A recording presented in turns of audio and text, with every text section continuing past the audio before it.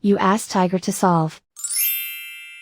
This deals with linear equations with one unknown.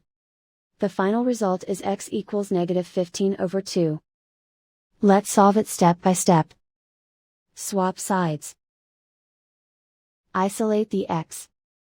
Multiply both sides by inverse fraction 5/2. Group like terms. Multiply the coefficients. Simplify the fraction. Multiply the fractions. Simplify the arithmetic.